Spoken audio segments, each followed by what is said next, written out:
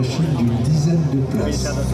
Bimoteur, 10 places, capable d'utiliser des terrains. Longtemps plus tard, cette définition de l'avion de transport léger, on va dire, est devenue véritablement chez Dassault une culture d'entreprise. Et alors qu'arrivaient les turboréacteurs, alors est née la famille des Falcon. Donc voici le dernier né, piloté par Éric Gérard, qui est un familier du Salon du Bourget, où il a présenté en vol des multiples machines sorties de chez Dassault, y compris en vol. Et donc, ce dernier, c'est le Falcon 8X. C'est un triréacteur avec des ailes à grand allongement. C'est un triréacteur qui peut transporter jusqu'à 19 passagers, mais l'idéal, on va dire, est plutôt de faire voler cet avion avec une dizaine de passagers, auquel cas l'avion est capable de couvrir des étapes, sans escale bien sûr, des étapes absolument considérables, comme par exemple avec les réserves d'usage, comme par exemple partir de Rome et aller se poser à Los Angeles. Évidemment, les Falcon sont des avions, alors certains disent, pour résumer, il y en a qui disent « Ah, le Falcon, c'est la Rolls-Royce des avions ». En fait, non. Il faudrait mieux dire que la Rolls-Royce, c'est le Falcon des voitures. Pratiquement, aucun objet industriel n'est construit avec autant de soins, on va dire, autant de soins maniaques que le sont les Falcon qui sont assemblés à Mérignac. Tous les avions du monde sont des objets merveilleux, sont des objets qui sont faits avec beaucoup de talent. Il n'y a pas d'avion qui soit mal fait. C'est pas possible parce que c'est incompatible. Ce n'est simplement pas possible. Mais certains sont mieux faits que d'autres avec, disons, une attention plus particulière aux détails. Et ce qui fait que les Falcon sont les plus vendus dans le monde des avions d'affaires de première division. Des avions, ceux qui ont les performances les plus élevées, mais aussi ceux qui offrent le confort le plus grand, ceux qui offrent la maintenabilité la plus élevée.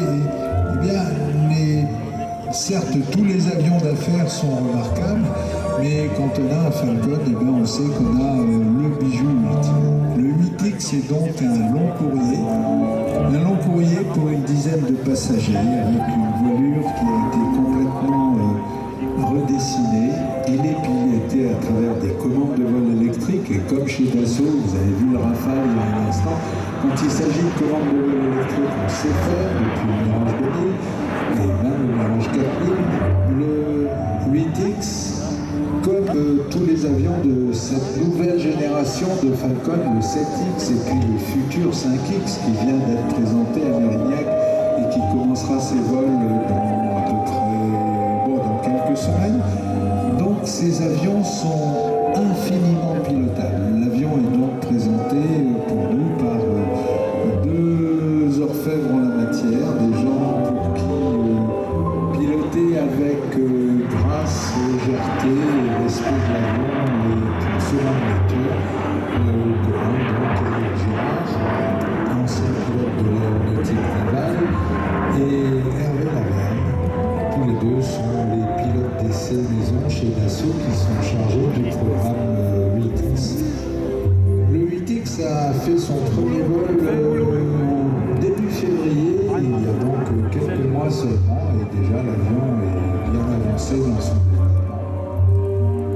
Il est littéralement magnifique et en même temps c'est un avion extrêmement silencieux. C'est aussi un Falcon en ce sens que, comme tous ses prédécesseurs, c'est un avion qui se contente de pistes extrêmement courtes, alors que sa concurrence, on va dire, les avions qui sont dans la même catégorie et qui viennent d'ailleurs, sont plutôt des avions qui nécessitent des aéroports avec des pistes relativement confortables.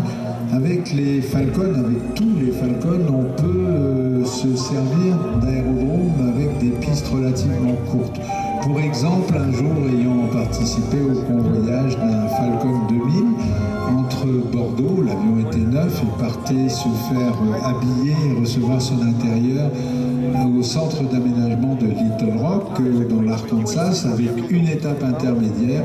Eh bien, au lieu de partir de Mérignac et de sa grande piste de presque 3 km, nous étions partis d'Arcachon avec une piste de 1340 mètres de long pour aller à Halifax, et ça s'était passé sans aucun problème.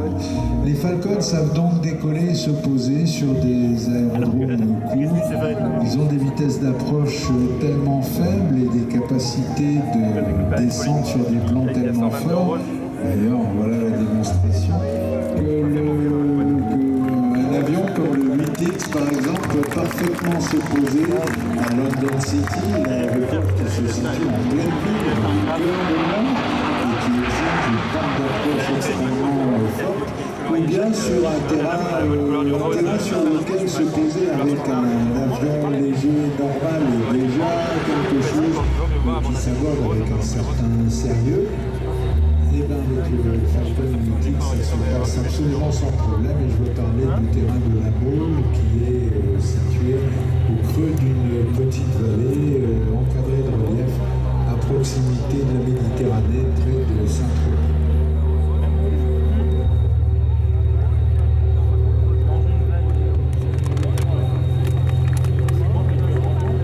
Voilà, le 8X, après s'être posé extrêmement court, un roulage de l'ordre de 500 mètres, quitte maintenant la piste 03, vire à droite, et laisse la place à un avion historique, ou l'évocation d'un avion historique. Nous allons maintenant entrer dans une